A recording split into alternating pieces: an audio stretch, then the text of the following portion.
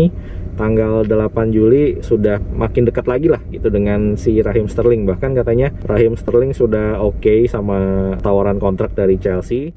Halo guys, buat teman-teman yang lagi pada gila bola nih, bursa transfer lagi rame-ramenya sekarang ya, karena lagi peralihan musim, lagi jeda kompetisi.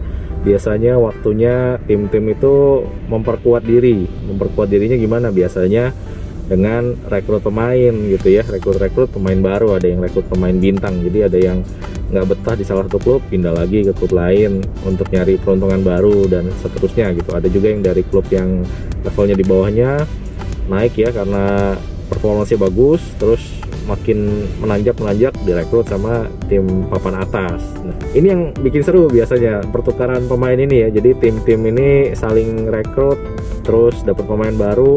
Fans juga sangat anticipate ya dengan kehadiran pemain baru tersebut.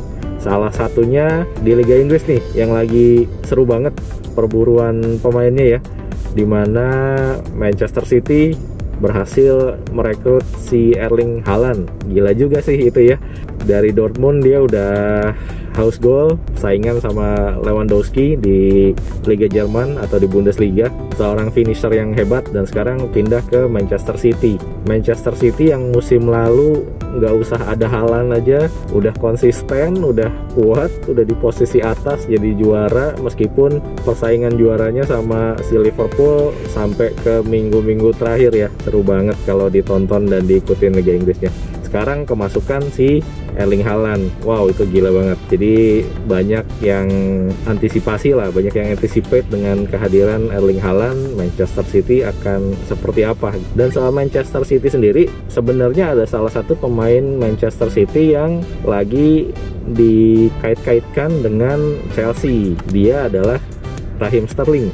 Dia lagi dikait-kaitkan sama Chelsea. Nah, ini Chelsea juga lagi tumben-tumbenan ya. Biasanya kalau di bursa transfer dia gercep. Sekarang mungkin karena efek sanksi hukuman dan peralihan kepemilikan ya, jadi kalah cepat nih.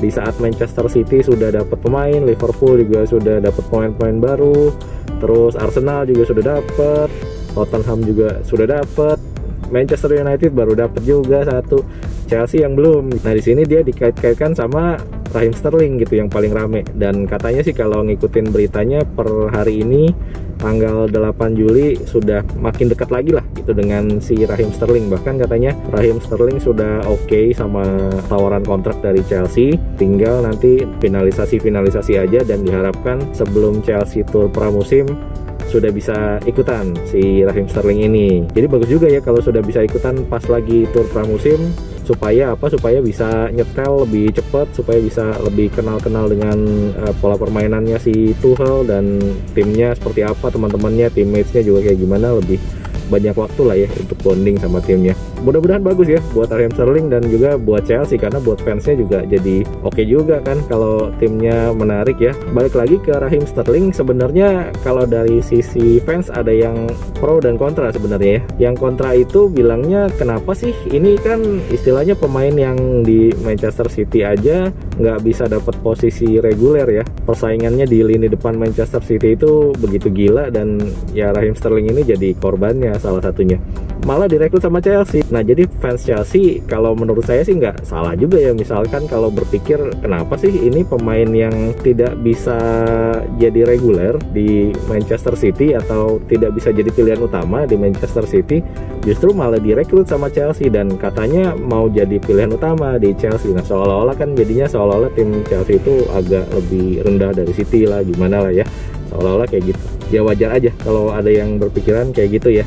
Tapi sebenarnya ada yang setuju juga. Nah, yang pro ini juga sebenarnya melihatnya, kalau kita lihat Raheem Sterling meskipun bukan jadi pilihan utama di Manchester City ya, karena selain di Manchester City juga pilihan pemain depannya juga banyak dan hebat-hebat. Tapi sebenarnya si Sterling itu kalau kita lihat performance-nya tahun lalu itu atau musim lalu itu, dia bisa menghasilkan justru 13 gol dari 30 pertandingan di Liga Inggris.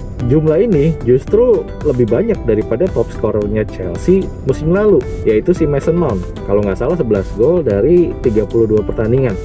jumlah pertandingannya lebih banyak tapi gol dia lebih sedikit. Nah, jadi cukup menarik juga ya kalau dilihat akan seperti apa nih jadinya si Raheem Sterling di Chelsea musim depan.